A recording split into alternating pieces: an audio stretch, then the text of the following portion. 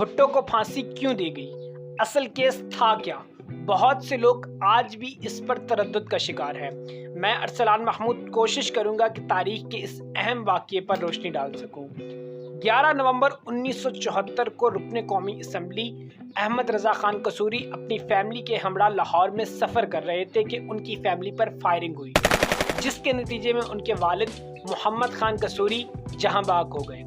अहमद रज़ा खान कसूरी ने इल्ज़ाम भुट्टो साहब पर लगाया और मौक़िफ़ ये इख्तियार किया कि भुट्टो साहब ने असम्बली में खड़े होकर मुझे धमकी लगाई थी, तो मैं बहुत बर्दाश्त कर लिया, अब चुप हो जाओ, मज़ीद बर्दाश्त नहीं किया जाएगा। कसूरी ने FIR तो दर्ज करवा ली, लेकिन चूँकि भुट्टो साहब वक़्त के वज़ीर आज़म थे, इसलिए मामला रफा दफा हो गया। 1977 के मार्शल लॉ लगने के बाद ये मामला दोबारा उठा और 24 अक्टूबर 1977 को लाहौर हाई कोर्ट में सुनवाई के लिए पेश हुआ। कुछ माह ये मामला चलता रहा। बिल आखिर 18 मार्च 1978 को लाहौर हाई कोर्ट ने इस केस में भुट्टो साहब को फांसी की सज़ा सुना दी, जिसके बाद भुट्टो साहब के वकला ने सुप्रीम कोर्ट में अपील दायर की। सुप्रीम कोर्ट के 7 वकला में से 4 ने सज़ा को बरकरार रखा, 3 ने इस पर इख्तलाफ किया।